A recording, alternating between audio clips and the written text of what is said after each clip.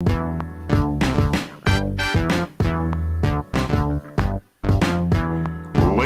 and gentlemen, yes, this is your favorite show, Sports Unfolded, with your favorite hosts, Eric and Ron.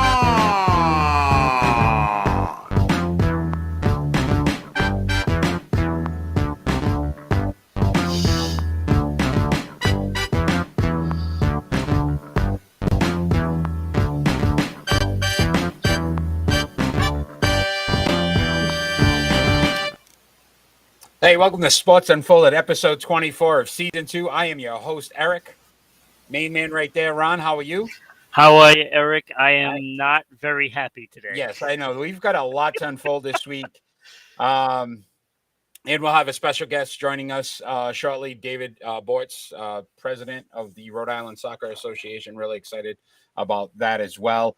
But let's start off with our leadoff story. And the Golden State Warriors have now won their 4th title in the last 8 years, defeating the Boston Celtics in a pretty easy fashion, if you ask me. We're going to bring that picture up. And let's just discuss real quick before we get into what Boston didn't do to win this series. Would you consider the Warriors a dynasty? Is this the next dynasty in those line of what we've seen in the past? That's a tough question because I have a lot of feelings about this. I do believe it's a dynasty. It's just dynasties aren't going to be the same anymore as they used to be. Because of, the salaries and the way players shift around on their own and trying to build these super teams. It is a dynasty, but it's not like a dynasty of the past, if that makes any sense whatsoever. I think the one benefit, though, you have to say these three have stayed together the entire time. Yes, they have. Steph, Clay, and Draymond. They did add, Kevin Durant at one point, so you could kind of maybe say that was where it got a little out of whack. But look, since 2015, they faced Cleveland 4 times in a row, won 3 of the 4. They lost to Toronto in 2019, and now obviously yesterday we're beating the Boston Celtics to win their 4th. It's just tough for me to say dynasty. I don't know, because of that gap where they had the 2 years of injuries. Right. And just so inconsistent. They won 15 games last year. They weren't a very good team because of all the injuries. So I don't know. So, I mean, obviously we try to cover our local team, the Boston Celtics. So let's talk more about what they didn't do to win this series. So again, you mean show up? Yes. Obviously they had 3 players showed up. Yeah, they had a 2-1 lead in this series. It started to look like everything was falling in place for them, and then the wheels fell off. Yeah. So why do you think that happened? Look, they can't control the ball. They can't get out of their own way. It's like, they were told to, push the ball and do that, but you can't push the ball if you can't control the ball. If you're constantly turning it over, you can't push it up court fast, because it's not going to work, because you're making mistakes. And we've seen it so many times throughout this series. And yesterday, it was a complete mess. Just turnover after turnover. Yeah, they start off with that 12-2 run. You really start to feel good about it. And then I said, in a 5-minute span, the offense fell apart, and Golden State just came right back, and then obviously took the lead. And the rest was like Boston never could regain that momentum. No. Very sloppy on offense. I think we talked about it earlier today. Defensively, Jaime did a great job defensively. Absolutely. Offensively, we need to get somebody in there that can honestly help this team be more efficient, make better decisions. And it starts with a point guard, a true point guard. Yeah. They're going to have to really look at trying to get a true I point like guard. Smart staying in that starting lineup. I like him in that starting lineup. So whether that means Brown or Tatum sits, so You're be it. asking a lot. You're asking a lot. Look, that's the way it is. If you're going to bring in a true point guard, someone's got to sit. Someone has to. I'm not sitting Williams. And if No. Horford returns, I'm not sitting Horford. Well, Al will be back, but we're looking at 37-year-old Al Horford by the time if the playoffs roll around. Yeah. I think the fact that Tatum just became a shell of himself was really troubling to me. And I understand that sometimes the bright lights, you see a guy, but to have 6 just poor games, there really wasn't a game in this series that you said, that's Jason Tatum. No, he didn't play well. He's the reason, like, if I'm pointing a finger at anybody, and I don't really want to do that, but that's who I'm pointing at, because he's supposed to be the guy, and he didn't show up, period. Yeah, I also think, look, Jaylen Brown, I don't know. Again, I think I said it with Kenny the other day. Get some stick him on those hands, something. No, you said it with me. I remember that. And I don't understand that. Every time he's going to the lane, the ball just seems like it's going the other way. Absolutely. And then the bench, this bench was atrocious in this series. Atrocious. I mean, you got no contributions from anybody. Peyton Pritchard couldn't hit the side of a barn. Well, White played a good first 5 games. First 5 games. He got scared and he stopped shooting the ball. And again, he was a turnover machine this game. And that was like I noticed with White in that last game last night that every time he brings it down the court, he was actually looking at Tatum the whole time, so you knew he was passing the ball to Tatum. So there's the turnovers, because you don't think that those guys on the other side notice this. If I noticed it and I'm sitting at home, they're noticing it. No, and they were trying to force it. Yeah, it's just ridiculous. You can't force it to any one player. I think the only positive I took out of yesterday's game is I didn't see as much complaining. I really didn't. I think they just accepted the fact that, look, no matter what you were doing, it wasn't working. And I didn't see as much the hands going up, the complaining to the officials. I just think once it got to that 10, 12 points, I think they were out of the game. Yeah, they basically they were not mentally in that game. No, not at all. And I'll tell you, that is the difference between the Bruins and the Celtics. Yes, the Celtics went to the finals, and I get it. But the Bruins never gave up.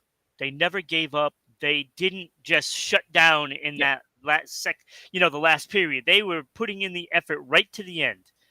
The Celtics did not do that. I'll say this too. I'm so tired of hearing people say, well, the inexperience, and listen, you get to that point and you have to block out the noise, because look, they've tried to get to this point for several years now and lost in the Eastern Conference Finals twice before finally getting over the hurdle. And then you want to get into the finals and not show up at all? Yeah. What's the point of that? Yeah. Well, what does that prove? How does that make them better in looking forward to next season?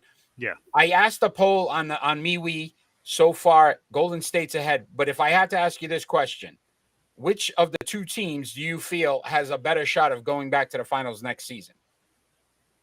Which one would you pick? Golden State. Right? So again, if they stay healthy, and they're going to get pieces back, they didn't have Wiseman, right? So you're looking at the Golden State Warriors right now are set up to go back again. I just think they're going to have an easier road again. They're going to have an easier road. So I'm thinking next season. All right, you're going to have to go to Brooklyn again. You're going to have to get through Miami again. Milwaukee. You're going to have to get through Milwaukee again. Good luck. Yeah. Good luck. Yep. This was the year if they were going to do it, and unfortunately they didn't. So let's move on to our very special guest, David Borts, the president of Rhode Island Soccer Association. We're bringing David on. David, welcome. How are you? Good evening, and thanks for the invite. Oh, thank you for joining us on Sports Unfolded. We appreciate it. So when we get started here, why don't we let the audience out there know a little bit more about you personally, what you do, how you've gotten to where you're at. You want me to go? I'll start. Yeah, absolutely. So, Now, soccer is obviously in some ways a new and upcoming and growing sport in the U.S. I was lucky as a kid to live for 3 years outside of London and got thrown out on the field, came there from U.S. as like a kid who played basketball, football, baseball. They threw me out on the street and I got hooked. And I've been hooked ever since. Came back. When I came back, none of my friends knew how to play, so I started teaching them how to play. Got to high school in Providence. We didn't have a team. I started a team. I was lucky enough to go on and play for there was one youth coach I had in Providence. There was one league in Rhode Island back then. It's called the Rhode Island Pee Wee Soccer League, which is run by Cliff Stevenson, who was a coach at Brown for about 35, 40 years. Passed away a couple of years ago. So I got to play for him at Brown. And ever since then, it's just been, I had one shot at making it as a pro, didn't make it. Ever since then, I've been following pro soccer, and that team that played back in the 1970s in Rhode Island, which was the Rhode Island Oceaneers, won a championship. They used to fill up the stadium in Pierce Field in East Providence, and then they moved. Someone bought them out, and ever since then, it's been my goal, besides helping develop soccer, which I do with the Rhode Island Soccer Association, hopefully someday bring back pro soccer to Rhode Island. And it looks like through some good grace and a little bit of luck and a lot of money and some interested people, that this looks like it may be a good chance it may happen.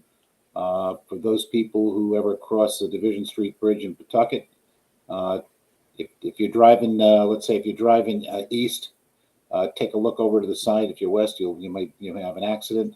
You see a big hole in the water that they're beginning digging up for the stadium. There was a little bit of political stuff going on the last couple of weeks because of price increases, supply chain issues.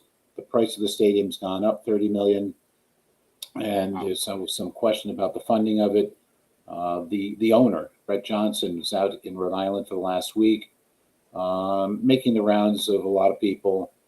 I was actually lucky enough last night to be at a dinner, which I'm going to promote to you guys.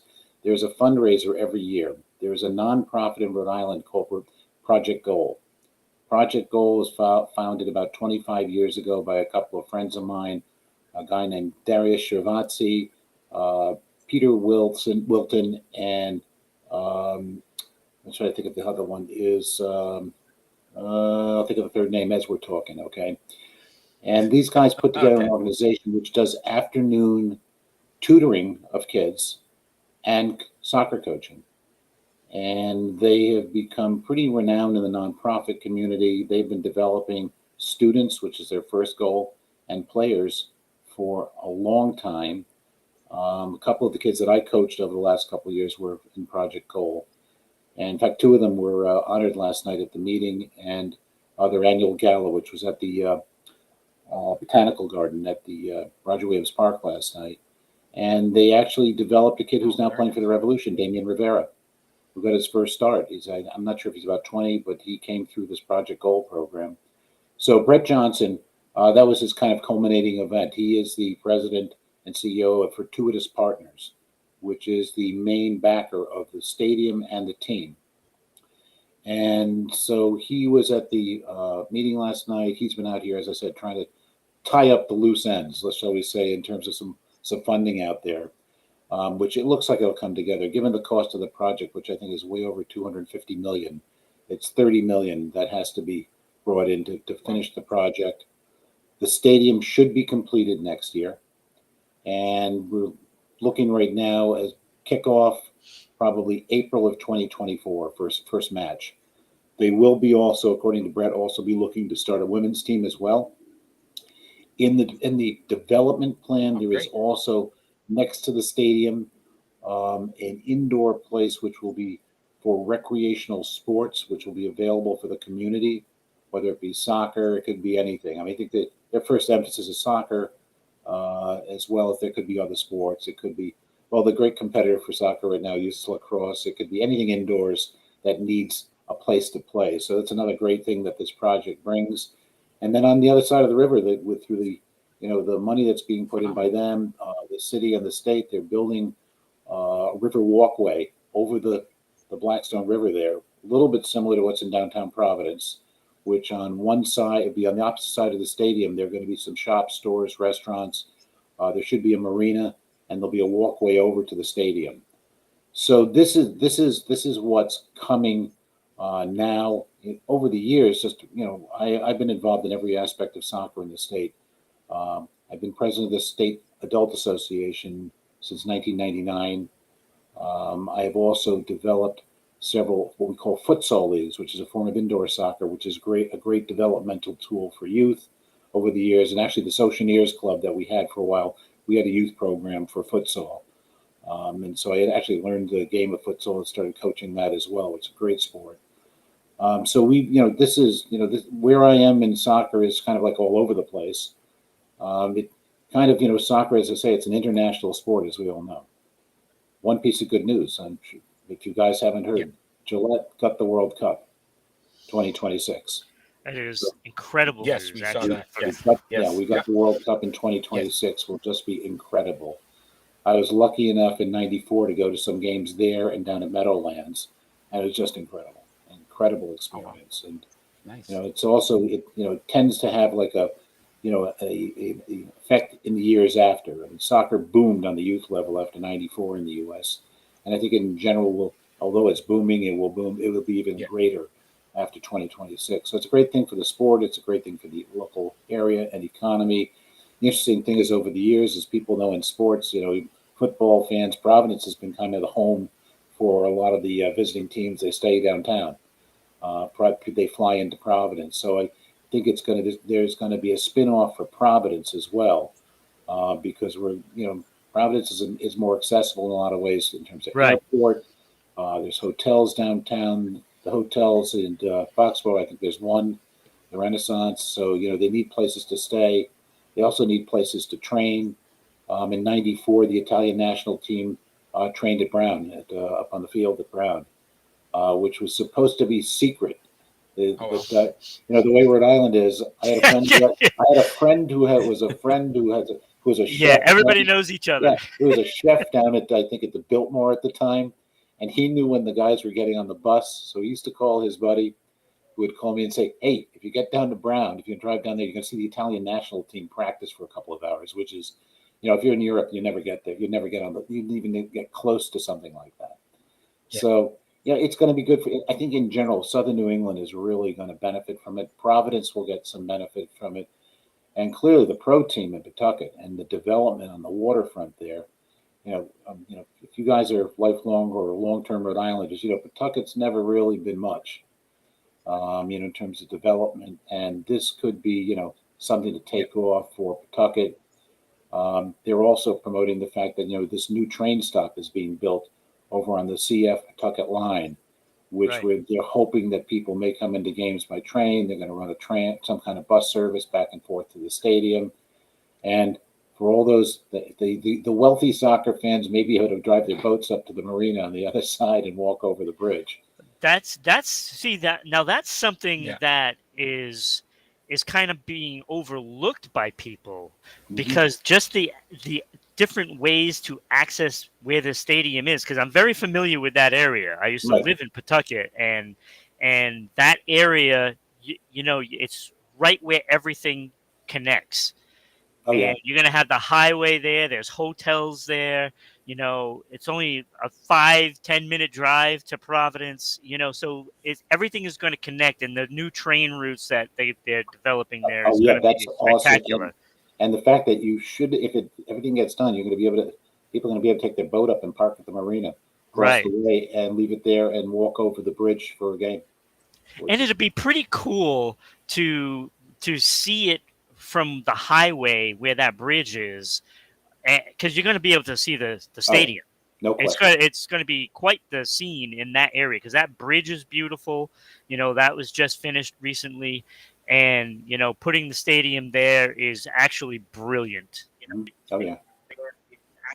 No, and the community base of Rhode Island includes a lot of immigrants, historically, going back to the Portuguese and Cape Verdeans at the beginning, Italians, Irish, every ethnic group we can talk about now, West Africans, Central Americans, they're all soccer people. So if you meet somebody on the street, or if you take an Uber or something like that, you meet a guy who's got an accent, you start talking soccer to him, you're friends. Yeah. I always find Yeah. that when I'm in New York City, like one of my kids lives down in So- Brooklyn. I take Ubers around, and as soon as I get in the car, I kind of figure out the guy's accent and say, so who's your favorite team over in the Premiership? You know, because you can just start a conversation, and all of a sudden, you know somebody that they've seen play, or that I've seen play, and it's an interesting sport that way because it connects. Yeah. You know, in a global way, it's a little bit like Rhode Island. Because in Rhode Island, you know, you connect, you meet somebody, and he knows Tom, and he knows your cousin Vinny, and you know everybody knows everybody, or somebody you know may have done business. Somebody who did that for me years ago. And in soccer, which is you know on a global scene, there's a similarity to like connections. And so you know, it's very often you know I can probably going back to my college career. I played with a guy that was the number one draft pick in the North American Soccer League, and he played against Pele. So you know, I played with him, with a guy who played against Pele. You know, Wow. doesn't do anything about how good I was, and you know, we had a top level team with a lot of foreign players, and I was one of a couple of Americans. So I was good, but we had some real serious great players, and most of them were imports at the time. But you know, there's that game that people play in soccer. Who have you ever played with who played with somebody else who played with somebody else who played with a superstar? So you know, Wow. there's a nice feel for the game. You know, so I am really positive about this. Looking forward to this. There is I some wanted to ask possibility. you if somebody wanted to Yeah. support the stadium, is there something to look at? Well, it's at the moment I would say no, but I think one of the things I wanted to tell you also, and I mentioned before we went on the air tonight, maybe we'll get some more info on that, is that in talking with Brett Johnson last night at this Project Gold dinner, he did give some interest in possibly himself or somebody at the top level of the club being available, or their business, Fortuitous Partners, available for coming on the show some point in the next week, couple of weeks, or a month or so to talk more about it. And I will, you know, one of the things they need to do is also to get that.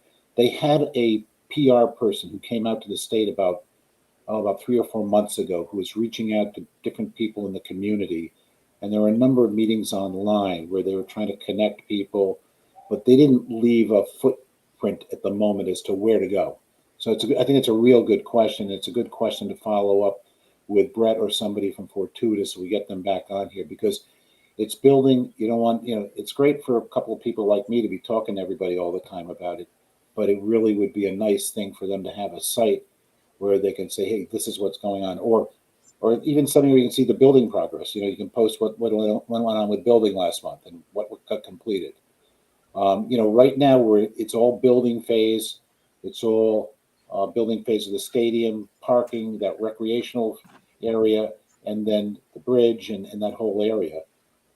If anything ever happens, there was a collateral plan to redevelop the Apex that might have something to do with this or not, but will certainly have something to do with the development of Pawtucket if it happens. They were talking about a hotel up there, but it's, you know, not Fortuitous doing it, but you know, some of the planners have been talking about it. Whether it happens or not, it goes like everything these days. It's about money. It's about financing. So that could come along with this also, which would also be great for the city. Oh yeah. Because that's a nice piece of land, and there's really not much happening there. So that's what's going on, and just, you know, No, absolutely. in my role, you know, in Rhode Island Soccer Association, we run all the men's and women's leagues in the state. We also have, the first time ever, we have a new league that joined us this year, which I'll give them a shout out to because it's pretty interesting. It's a pickup soccer league. So basically, they're going to be starting this summer. They're getting a field. You show up, they'll register you, and you can play. And it's not high level competition. It's going to be, hopefully you've played a bit, or you played high school, or maybe you haven't. You go out on the field and you play. You know, I think they're going to charge people about $50 to register for a season, and they're just going to go out and play.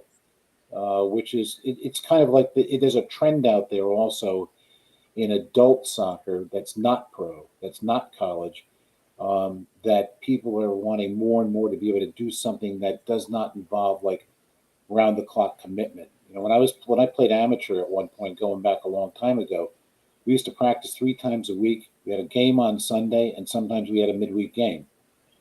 And of course, we had an organization back then. Actually, I played for a church team back on Federal Hill at the time, an Italian team, and they had people around the club. We didn't have to worry about uniforms. We didn't have to worry about afterwards. We go back to the church. They'd feed us. They'd take care of us. If we travel, they'd have a bus for us. Now it's like a few guys putting it together to do it. And it takes a lot of commitment to do that we're in a busy world these days, especially, you're talking guys in their 20s, 30s who, maybe they played some college or high school. They still want to kick it around. But you know what? Some of these guys are just going to play indoors at these indoor places where they play. They don't have to register a team. There's a pub upstairs. They go have a few drinks afterwards and they're home. So sounds like a great, day for just go out, hey, a bunch of friends to say, hey, let's go play some soccer today. Yeah, this pickup league I think will be great. And interestingly enough, I call it's a grandchild. This pickup league has been going on since the late 60s, early 70s. It was originally played at Brown. And the way that I can tell you about it is that when I was a kid, when I was 11, 12 years old, there was nowhere to play. I lived a few blocks away from their field. And I used to, after school every day, go up, climb the wall, hop inside. And there was this game mostly of foreign graduate students, and they'd let me in. So a lot of my development as a player came playing at this pickup game up there and went on for years and years and years. And at some point, I guess the security police got sick of them and they moved them off. They moved to Hope High School. Same thing happened at Hope High School for about 15 years. It went on, and then the AD said, well, you have to rent this place. And so they were out of there. So they've been moving around. And so they've finally gotten themselves organized. And it's a pretty cool thing. And I think that they generally, if anybody really is like mildly athletic, I'll say, and wanted to go out and play, I think it's doable. And we also have some guys who are in the 50s so, and 60s. Dave, you've had a lot of accomplishments in your. You've had a lot of accomplishments in your career. Is there one that you're most proud of, or something that you felt was the hardest to get to, and you were able to accomplish it? Well, I got to listen. There've been several. I mean, it was great. I was inducted into the New England Soccer Hall of Fame in 2002, which was pretty special. I got an award from the soccer in the adult world is divided on a national level into regions. We are in Region 1, which stretches from Maine to Virginia.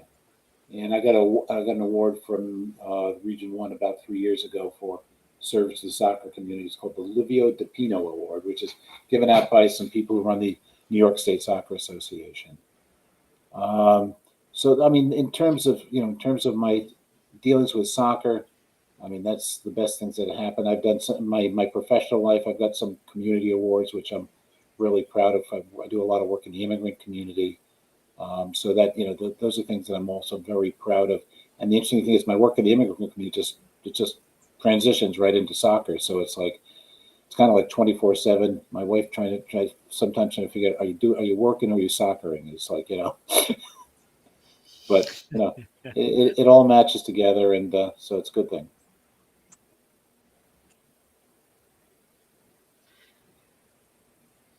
Yeah, Eric's lagging a little bit here. Okay. Yeah, I apologize for that. During your playing days, Dave, was there a particular spot or memory that really sticks to you? Two. I played on two clubs which back then won the state amateur championships.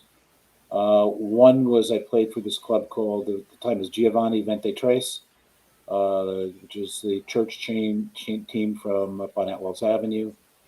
We won a state championship. We also played in the National Amateur Cup, and we got into the quarterfinals. We also won a cup up in Boston, which is called, I can't remember the first name, the Peachy Cup, which is another Italian tournament that we played in up in Boston. We won that. So in terms of, soccer stuff, that is that. And as I say, being put into the Hall of Fame in New England, which was great. Those are things that, I'm extremely proud of. As I said, and I've been working in the immigrant community for years, and I've gotten some awards from some of the local community organizations that work with immigrants as well for my professional work, which is I work as a lawyer in the immigrant community. So those things also. I got an award from the from West African Nigerian Association for being the top community lawyer in Providence area in 2019, and it was a great thing because also the same day they also gave an award to the head of the Rhode Island Foundation for work in the community as well. So it was a pretty special. That was a very special moment also too, because most of my work, and I do work as a lawyer, but most of my work is given to people. Obviously, I have to try to make a living, but I enjoy giving to people who are in need and transitioning, and transitioning in soccer makes it even better. Yeah, that's great. That's great. Joined by David Borts, Soccer Hall of Fame member, Rhode Island Soccer. So really excited about that. Before we go, my last question to you. I always try to do something a little off kilter. But Sure. The question's going to be Boston Celtics fan in the NBA. We debate. So I'm going to ask you this question since such a soccer, your soccer knowledge is impeccable. Which one do you think? Let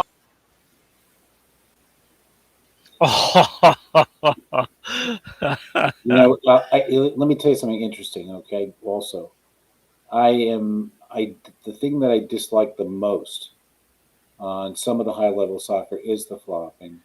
I have for years been a proponent of possibly even a red card for a real flop. I'm seeing it more and more in the NBA. Obviously, it's and one of the listen. I understand it is part of the game because they're manipulating the refs. The thing that I don't like about it is also these guys are all role models for kids. And I've coached kids at every age group from 5 up to 18, and I don't want them to learn to flop. It's something that leagues and sports as a whole can have more impact on. Hey, listen, the refs aren't always that good either. I mean, we know that. I mean, I sit and watch, the Premiership. I where I grew up, I lived near Tottenham Hotspur Stadium, so I'm a big Spurs fan.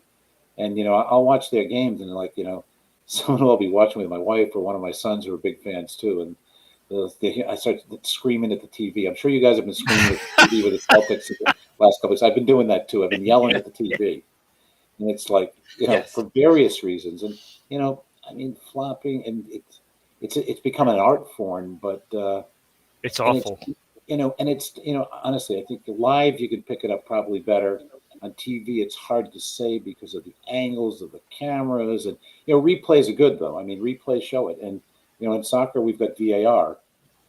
It's not used all the time, but VAR picks up a lot of stuff, but not usually in terms of flopping. That's more on goal decisions, offsides with goals, and and red cards. So it's not really used for that as much. I don't know and as I say, it's all sports, and I don't. It's something I'd love to see a way that it is minimized some in the NBA because basketball is my second sport in life, and I love basketball. I played some in high school, and so it's a great sport too. I mean, the two of them to me are the best athletic sports without trying to knock someone's brains out that exists. So, and not that I hate football and not that I hate hockey, but there's a bit more athletic, artistic part of the game. And again, those other sports, they're great athletes. Don't get me wrong. Yeah, the NHL, they made it a penalty for flopping, and so there could still be, say, like a trip. They call it on the player that trips them, but embellishing gets you a penalty as well. So I think maybe if the NBA can do something like that, or if soccer can do something like that, I think that might be the way to go. Listen, in soccer, if you have to play shorthanded for 5 or 10 minutes, Yeah, it can impact the game. It can turn a game. absolutely. And I think that in soccer, clearly, if it's maybe a 5-minute, maybe a 10-minute, it's a yellow card, it's an enhanced yellow card, or it's a double yellow, you're on the bench, all right? Right. and Right. you don't come back until 5 or 10 minutes has passed. And and in all sports, it can change the game. It would do Absolutely. it in basketball. You're going 5-on-4, it'll change the game. Yeah, well, like in basketball, they can just call it a technical, and Yeah. then that puts a player on notice, because Right. then if he gets another technical, then it becomes compounded. You know. But you have I call it the Draymond Green problem, which you have in soccer too. Does the ref really want to give the second yellow? Does the ref really want Right. to turn the game with the Yeah. second tech? It's a problem for the referees as well. It is. It is. Yeah, absolutely. Absolutely. I want to apologize again for some technical difficulties. Thank you for joining us tonight. Okay. It's been great. I wish you well, league, and I hope everything goes well. All right. Thanks. And I'll let you guys know if I can make We'll get that some stadium available for you guys. Absolutely. Thank you. All right. Take care. All right. Thank you, night, David. Good night. Thanks.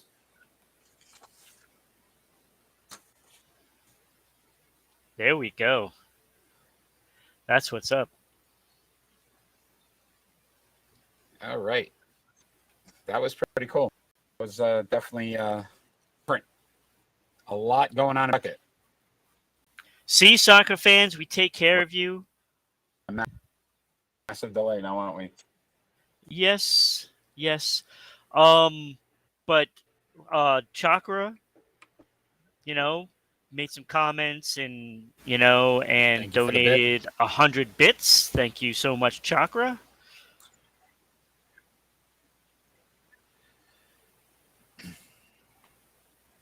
You and your 3 bars. I don't know what's going on, man. It's just beyond frustrating at this point. Let's see if we can get through some. Okay.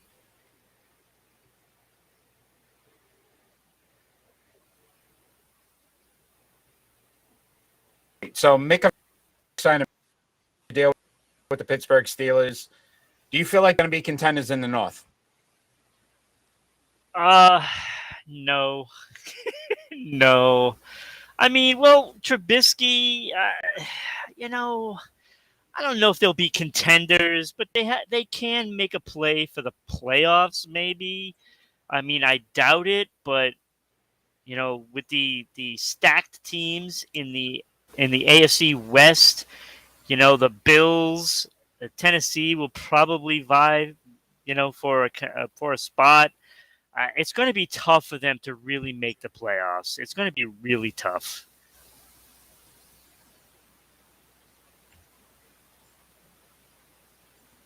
And you're on a massive delay. Yeah, I think. Yeah, I think I agree with you when it comes to the competition in the AFC is extremely difficult. Yeah, I mean, you're still going to have Baltimore. They're going to be back at it this year. I mean, the Patriots, still can vie for a spot. They're saying Miami. I'm not sold on Miami yet. There's just too many teams. Indianapolis with Matt Ryan, that's a possibility. I mean, I think that's a step up from what they had last year. So you're looking at a lot of teams that are going to be contending for a playoff spot. But in the end, most of those teams aren't a contender for the Super Bowl, because you're going to have Cincinnati, Buffalo, Kansas City, San Diego, the Raiders. Those are contenders. Those are contenders. Yeah, their own division, though. The Bengals, obviously, AFC title winners last year. You got the Browns. We don't know what the Browns are going to be. We don't know what's going on with the Deshaun Watson situation. That could be interesting. And then the Ravens, who haven't been able to stay healthy. So they got an opportunity here where they could kind of sneak in.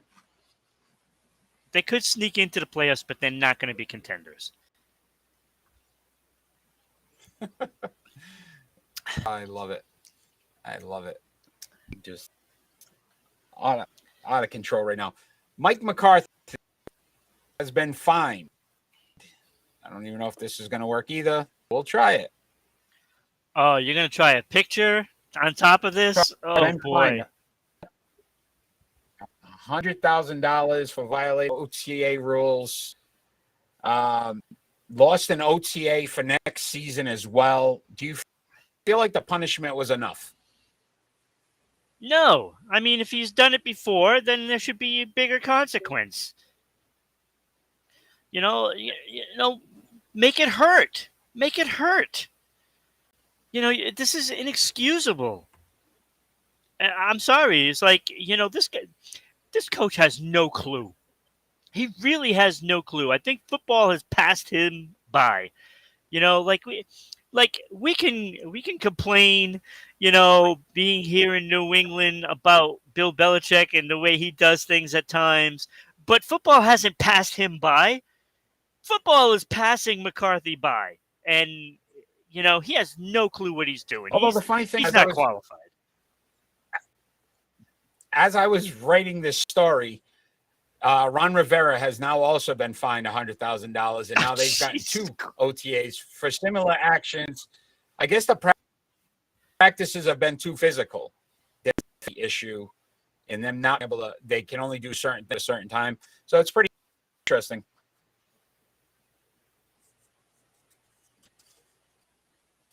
Yeah, hey, I mean, it is what it is. It is what it is. So, I think, teams are trying to take advantage of the players because they're not complaining about it, but somebody apparently is voicing their opinion and they're getting caught and they're getting fined for it. But again, if you're doing it more than once, then it's not enough. It's not enough. So, you got to make it hurt. Last season too. So yeah, it's interesting to say the least. So my suggestion with this delay is maybe leave the lobby and then get back in, and I'll do all the advertising because we haven't done that yet. So if you are enjoying the show, like I know that you are, you can follow us on Twitter at Broadcasting RI. You can follow us on YouTube at Rhode Island Broadcasting. You can also follow us on Facebook, RI Broadcasting. And you could be watching us on Twitch like Chakra at twitch.tv/RI_broadcasting. You can also listen to us on a podcast, which is on Anchor, Spotify, Google, Amazon, TuneIn, Red Circle, and a few others like Breaker and a couple of others that we're on. So you can listen to the show if you don't want to see our mugs, or if you're at work and you can't watch the show, you can always listen to us. So that is where you can find us, and subscribe, follow, shares. And if you want to sponsor the show, which is very, very important, you can do that for less than a cup of coffee and a donut at your favorite donut shops that are really expensive. Those other places that we won't mention because we're not giving them free advertising anymore. So do that. You can easily email us at what, Eric? Rhode Island Broadcasting media.com. Right? Or at gmail.com. Gmail.com. Yes. See, it's been a while. Yes. All right, let's move on to our triple play. Triple play. Yeah, we're not. Yeah, this is a good one.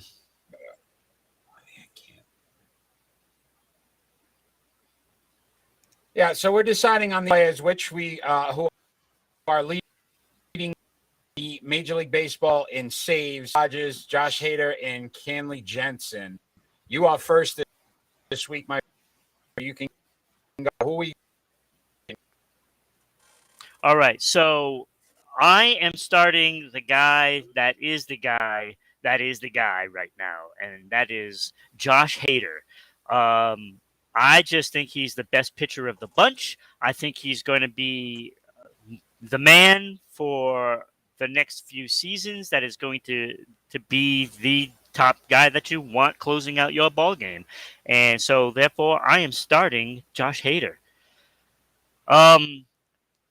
A good second man, I think you have to go with Jansen. Look, these two guys to me are going to be more consistent in the long run, and I got to go with what I know, and I am going to put Jansen on the bench, and I am going to cut Rogers. Look, Rogers is having a great season, but I mean, I want to see him do it as well as the other two, for a longer period of time. So that's the way I'm going with it. I'm going with who has been there. Yeah, I had it the same exact way. Josh Hader, his numbers are great this season. 19 saves, 33, 115 saves in his career. Hanley Jensen, though, to your point, his ERA is a little scary, 3.25. But yes. 368 saves in his career. So from a bench standpoint, why would I not want a guy I know can produce? And that's why you said Taylor Rogers is in his career. So he's new to this game. Let's see what he got. Right. And then we go from there. Yeah, and it's not that far apart. Great job on that one. Yeah, Jansen and Rogers are not that far apart. That ERA is scary, but he's done it for a while. And I just think, like you said, if he's going to be, the second man up, then I have no problem with that because he can do it. So, he's got that bend but don't break kind of thing going. Yeah, he does. He definitely does. Let's talk. So there was a trade recently. The Dallas Mavericks traded for the Houston Rockets, Christian Wood. How do you think this helps improve them in the West? So obviously overachieved this year, kind of, surprised some people. Luka, we said, needed some help. Can this be a solid piece to obviously go out? Okay, so I'm you probably won't get this, but no boy, did they give sheep for wood? It's a board game thing, so Oh, jeez. No. So yeah, there might be some people at home that do understand that sheep for wood. Us nerds that play board games. Catan, in case you needed to know. Look, Christian Wood, 17.9 points per game and 10 rebounds. Yeah, it's going to help, Eric. I mean, it can't hurt. He double-doubled. And the guys they got rid of, I looked at, none of them averaged more than 5 points a game. No. It's so kind of look at what they gave up, 26 pick this year. Boban's on the move again. Trey Burke, Marquise Chris, and Sterling Brown were all in the trade. I don't think Luke is going to be too upset. No, but Boban, look, the guy's a big man. I mean, does he even have to jump to get a rebound? No. Like, I don't think he has to jump. He can get that mustard for you. Yes, he can. Yes, he can. That is a fact. That is a fact. that State Farm commercial. I'm glad I don't have to watch that now. Oh, you will. We're talking some Major League Baseball here. He threw a simulated game. Should the Red Sox be excited about his injury recoveries? Well, is it going to be the Chris Sale of last year when he came back? Because if it is, I'm not excited. On last year, 3.16 ERA. No. Yeah, but What was it in the playoffs? I just don't think this guy's going to be fully healthy. Yeah, is he going to be fully healthy going forward? I don't. I just don't. Yeah, no, ever. I don't. You know what I mean? And that's. I think that's. Look, Boston right now is playing ball, even though they coughed one up yesterday. Oh yeah, they did. Oakland. Oakland. They can't beat the crap teams. Like, I have an issue with them when they play Baltimore. You know, it's like, come on, really? You play to your level of competition? Really?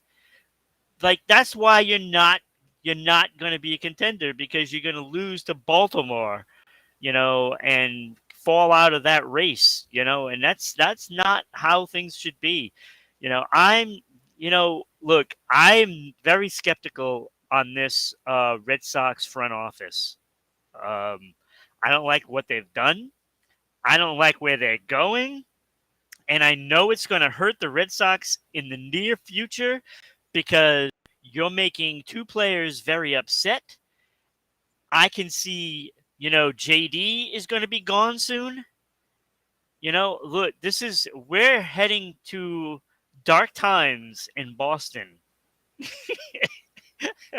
You know, and I'll tell you, this year is hurting. It is hurting. And I don't like what I'm seeing in almost any sport. Behind in the wild card race, though. Look, they're only a half game out of third place against Tampa and then Toronto. Yeah. In the East. I mean, there's a very good shot. I mean, continue to play well. They make a run. I think they're going to finish ahead of Tampa Bay. But that's nothing to be excited about, because when Chicago starts playing well,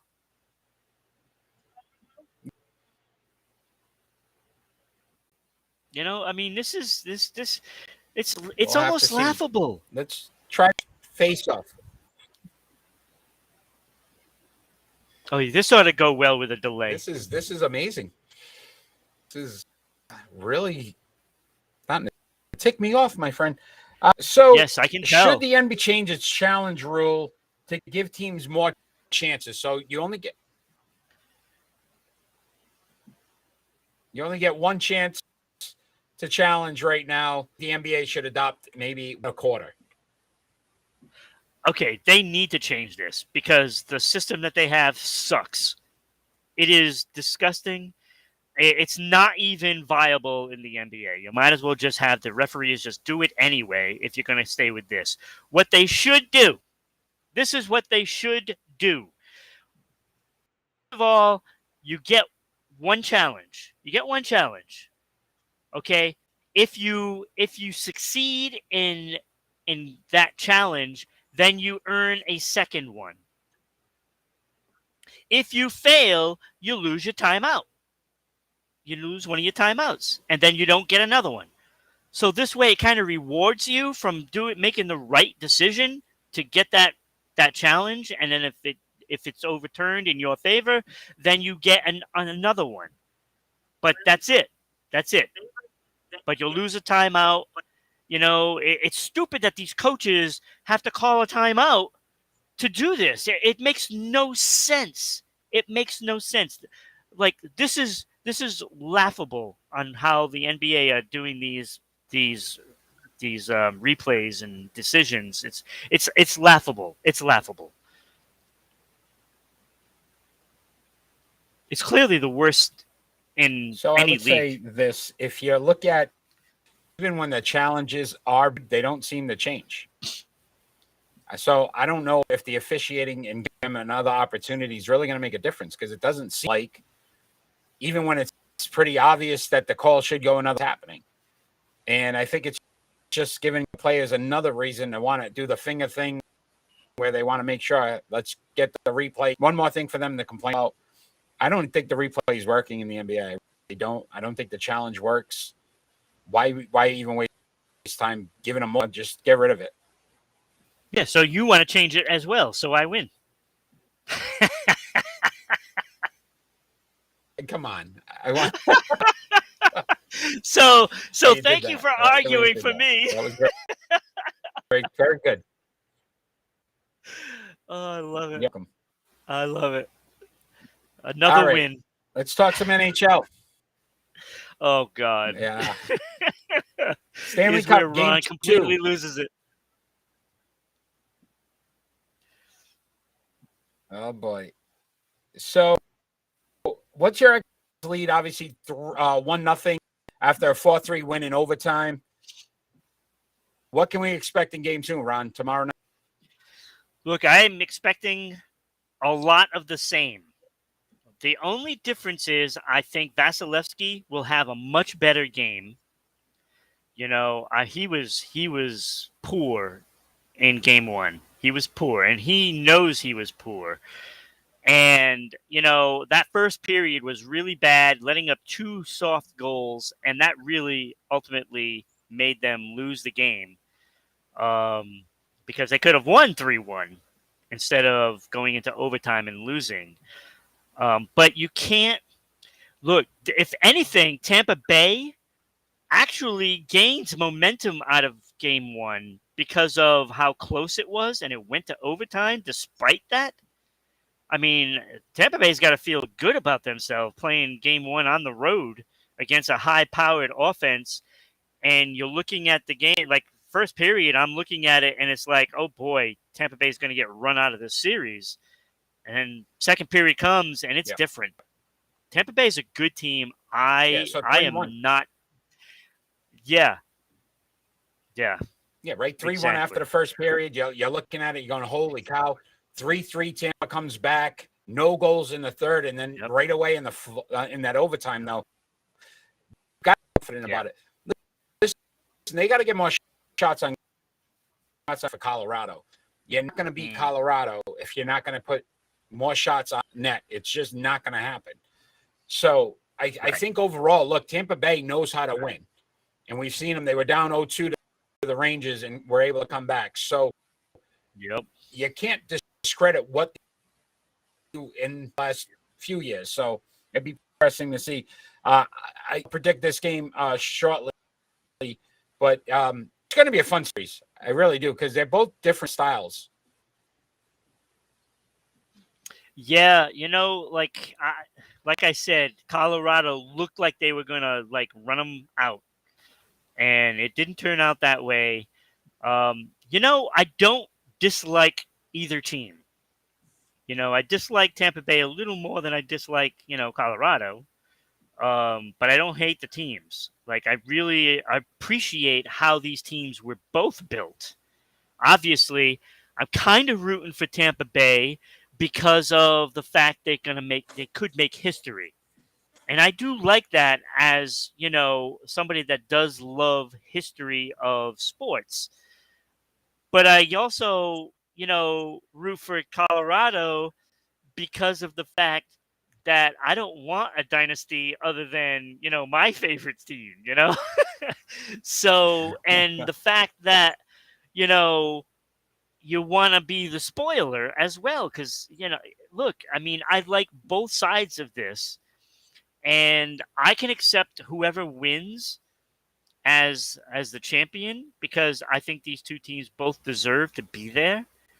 Especially, like Colorado's, their season was just tremendous. Yeah. They were clearly dominant. And then Tampa Bay, for all the talk, and I was one of those people that said it was over for them. I just don't think they have enough left in the tank. And then they came out and they showed us something else. And kudos to them. And that's a great organization, so, they know how to build a team during the hard salary cap era. This is not like the NFL. This is a cap. We've talked about the fact that, look, the experience and them being there. So even when they're down, you don't feel like they're out of it. No. Nope. So it's a great game 1, and I'm looking forward to game 2. Yeah, okay. Absolutely. Let's talk a little bit about your buddy there, Cassidy, who has now been named head coach of the Vegas Golden Knights. Is it a good move by the Knights? It's a good move. I think there was one move that would have been better. because I'm a little skeptical on how they're going to fill that roster in, because they have a lot of high salaries and they're going to have to move some players to fit under that cap. And that means they're going to have to go younger players. And we know the history with Cassidy and younger players. I think the better move would have been Barry Trotz, but this is a good move for that team because most of the players on that team are veterans. Right? Was it the first year that they didn't make the playoffs since the expansion and joining the league? Correct. And they only fell 3 points short. So they're and they had a lot of playoff injuries. team. Yeah, but the question I would have then is he the right coach for a playoff caliber team when he can't win in the playoffs? Well, we're going to find out, I guess, right? Because if he does bring them to the Stanley Cup and wins one, it doesn't say much for the Bruins players. And how far would that go up? That would hurt me dearly. It would hurt me dearly. Oh, I can't. If that. So I'm rooting against Boston Vegas versus. What if it's Boston versus Vegas in the Cup and he wins? And that could very well happen. That could happen. And what happens, Ron? So I don't know. That would be. What if Vegas beats Boston in Stanley Cup? I go into hiding with Bruce Cassidy on the other side. I go into hiding. Then I become a soccer expert. Oh, there we go. We bring back the soccer. Another coach. That's what I might do. I might do that. Yes. John Tortorella was named the Philadelphia Flyers coach. Can he improve the team next year? So the team last year, 18-26. How could his last year was 18, 26, and 12. How could he not improve? No. No, how could he not? Like, that team was terrible. That team was terrible. They lacked discipline. They lacked everything. Tortorella is going to go in there, and you know how he is. He is the Bill Belichick of the NHL. He doesn't give answers. He's just going to say what he feels, and those players are going to go through some hell at the beginning. But he's a very good coach. He knows what he's doing. He's a tough coach, but... Yep, did win a championship 03-04 with the Tampa Bay Lightning. Yep. Playoff record, though, 56-64. So, I mean, he's been there, but doesn't seem to have much success. He had the 1 year where he actually did it. But 673 and 541. So he's coached a lot of games. Yeah. We know he goes experienced. Look, he goes in to a team that is just all over the place. So he's going to put, a defensive, tough-oriented regime. And those coaches, they only last, a few years in a spot. Then they have to make the change. So he is going to get this team, in shape. And he did a good job when he was with Columbus. He obviously did a good job in Tampa Bay. Mm-hmm. But it's not a long-lasting bond. Ron, bless you.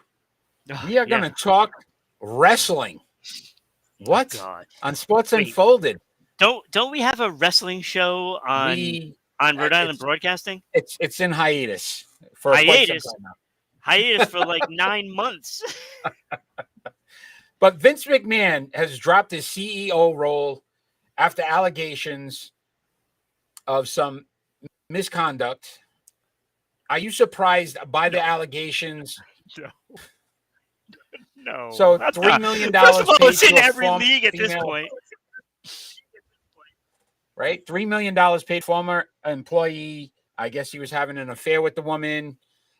Decided that he was going to try to hush her up. I guess one of her friends came forward and actually brought this to light. I mean, is any of this real? I mean, because do you think it's all just part of the wrestling? I don't know. This is why I'm kind of against doing this on the show. Like, I think it's real. Look, I think this one's real. This seems real.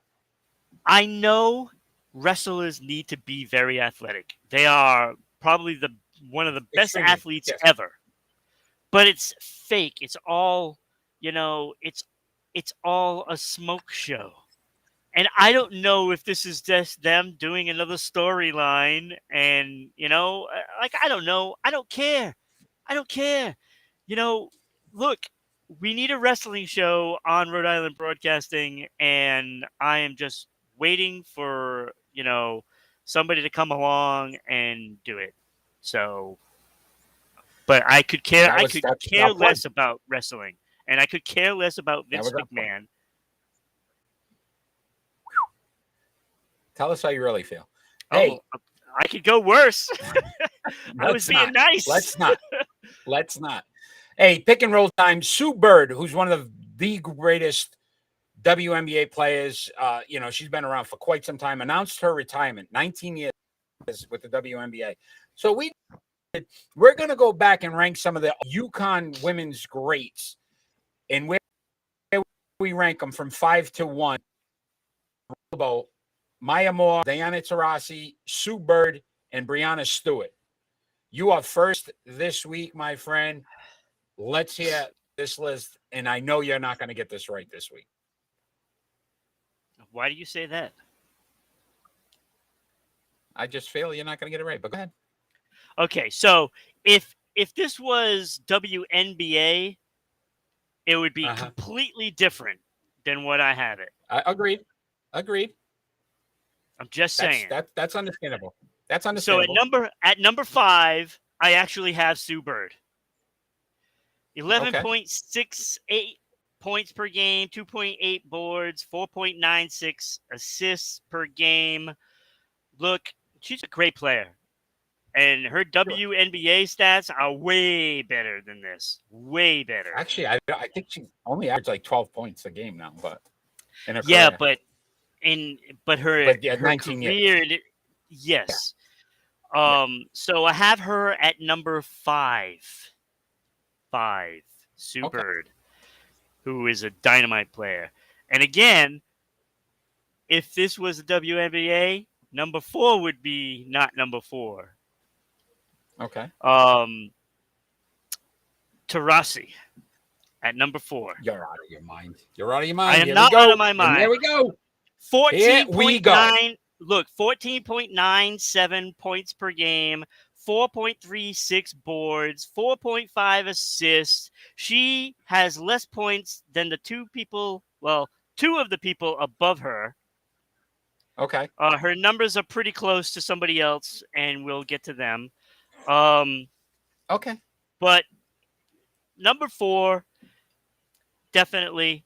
Number 3 is Maya Moore, who averaged 0.03 points less,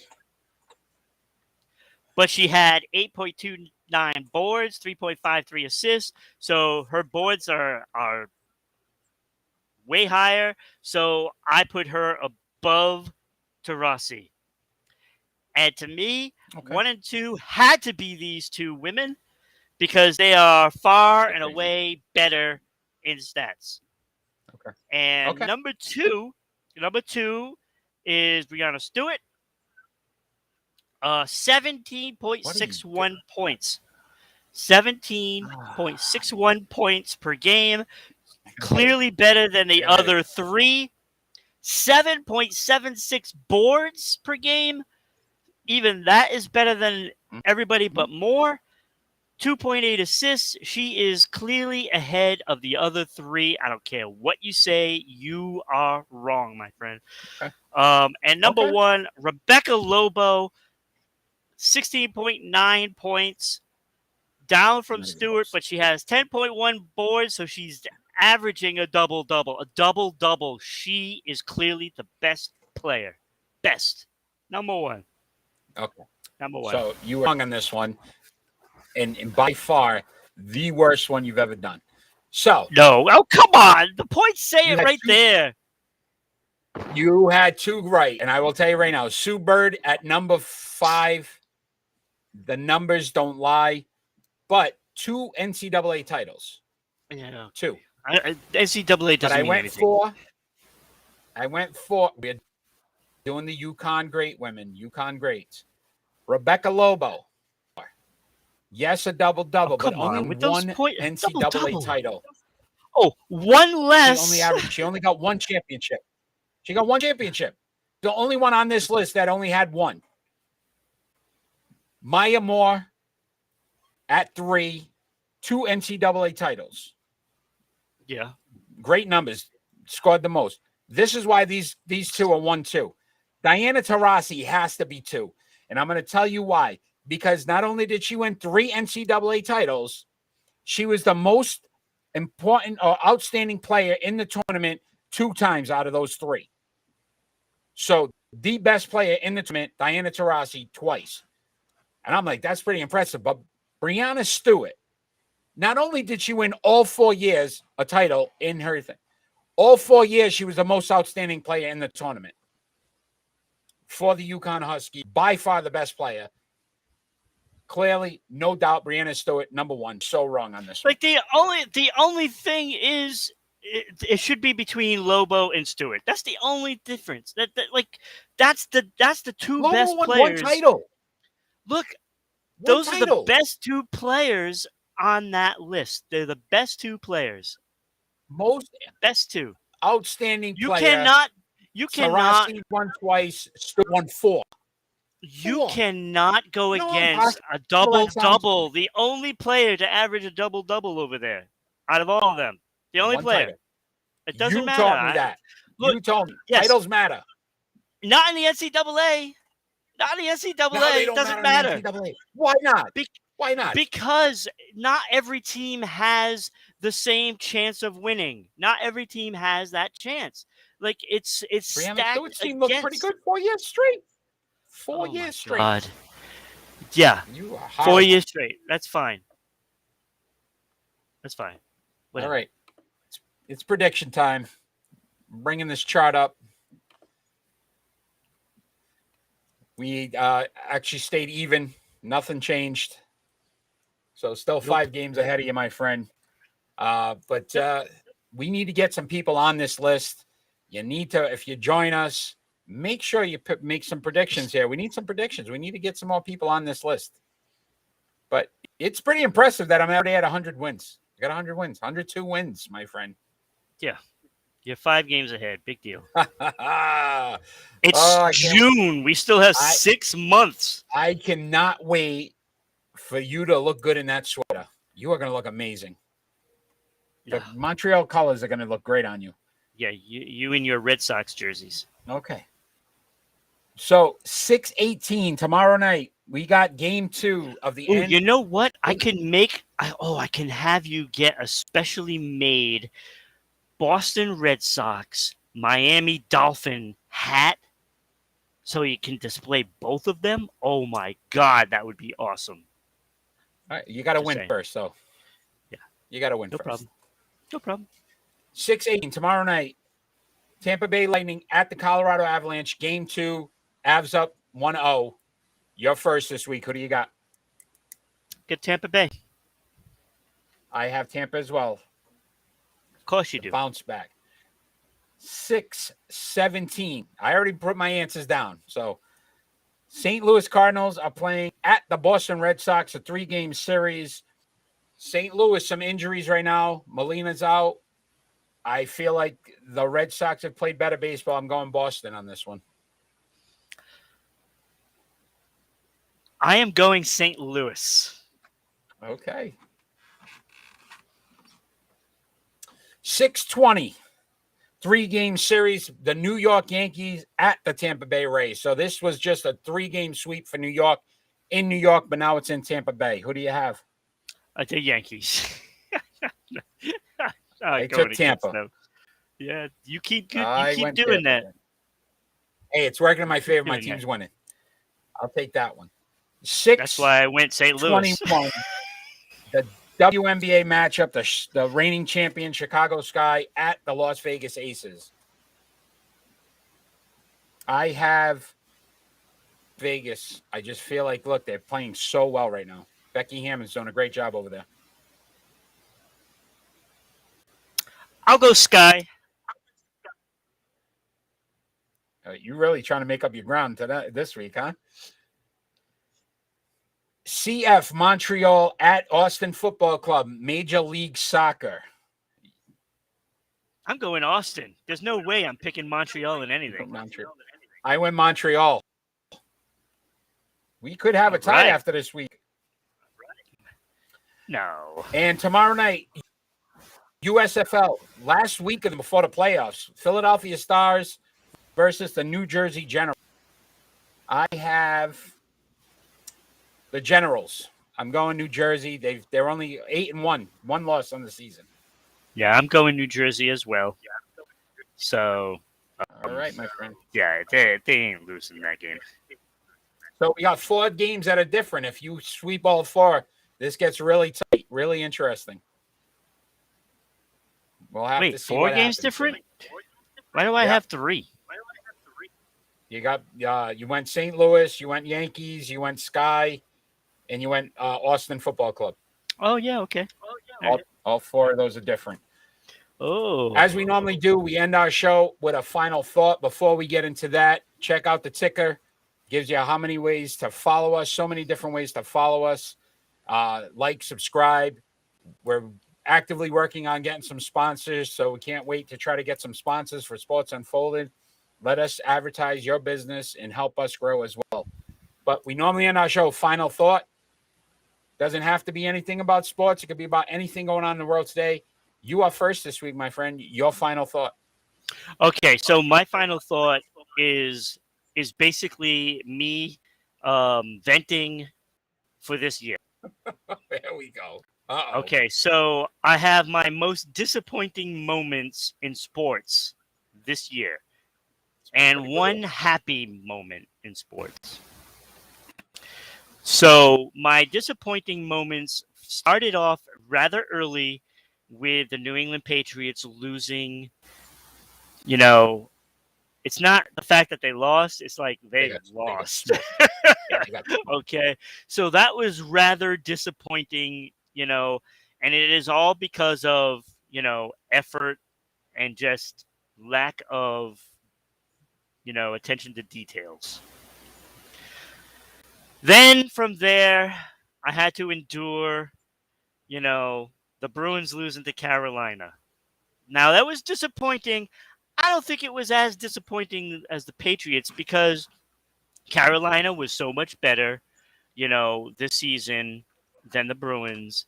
Even though on paper, I think the Bruins had a better team, but I could accept it. And then when you find out like half the roster is dealing with injuries that some of them couldn't even really skate very well, Marchand having 2 hip problems. Even Bergeron was hurt as well with a shoulder injury. McAvoy, Grzelcyk, Lindholm being out, and the list just went on and on. So I could accept that a little more because of who they had to play and stuff. So, and they went 7 games. I thought they really did a good job at least showing up. But by far, the most disappointing was watching that Celtics game last night and the lack of care. And they quit basically in the third quarter. They quit. And some of them quit earlier, But when you are a first-team all-star and you don't show up for a game that you have to win, you're making poor decisions, the whole bit. It was an insult to dress in that green jersey. That's what it was. You think anyone was proud to be a Celtic fan after that display? No, nobody was proud. It was a disgusting effort, and I give credit to Robert Williams. I give credit to Al Horford, and credit to Brown, because he's, like you said, he's a turnover machine, and he needs to slow it down. But outside of that, no one showed up. So it was a poor effort. And the only justice I've had so far this year was seeing the Lakers not even make the playoffs. That was the only justice I've had Wow. this year. Okay, I didn't see that one coming. That was it. That was it. The only justice. So, well said, my friend. My final thought is actually a gentleman, Copeland. And you probably never heard of him, but he is a firefighter in Toledo, Ohio. After wrapping up a 24-hour shift, he went to play his other job, which is actually for the Toledo Glass City of the Basketball League. And it was a playoff game. And during the game in the first quarter, the official actually ended up collapsing and wasn't breathing. Copeland stepped in, realized that his vitals and that he wasn't breathing, performed CPR till the paramedics got there, and then ended up actually saving this man's life. John Scully is the referee. He has to have some heart surgery for a clogged artery, but he will be refereeing next season in the league just by his heroic act, just stepping in. And if you think about two worlds colliding at that point, you know, this is what he does all the time, is save lives. And how amazing was it that true hero, that referee just happened to be there at that time, and it was the perfect moment for where, look, if that was anywhere else and he was just in the locker room, he may not have survived. But because it happened on the court, this Miles Copeland was able to save his life. I thought it was a great story. Yeah, as soon as you said he was a fireman and he played in basketball, it's like, oh boy. Yeah. So, happy ending to that story. So that was great. And I'm sure that some point, hey, look, we'll reach out to Miles Copeland. Let's see if we can get him on the show and just ask him about it. That'd be pretty cool. Pretty neat. That'd be pretty neat. So I want to thank you. I know we had some technical difficulties, but I wanted to thank David for joining us today. I thought that was a great interview. Mr. Borts is very knowledgeable. When you talk about a soccer insight, he's done it all from player to, running leagues, and it's just amazing. Check that out. The Rhode Island Soccer Association, that pickup league sounds really cool too. Yeah, I think we should go up to it and join the opposite teams and have our own little face-off on the field. Even though I can't really do anything right now. Yeah, me neither. I'm really good at flopping, though. I can flop with the best of them. But if you enjoy what you see, check us out every Friday night, 6 p.m., Rhode Island Broadcasting. We continue to grow, continue to look for sponsors, so check us out there. All the information on the Facebook website. Ron, it's been a fun show, even with the difficulties. I appreciate your time. And we'll get it fixed. Yeah, we'll get it fixed. We'll get it fixed, my friend. You take care. You have a great night. Fans out there, all we want is peace in this world.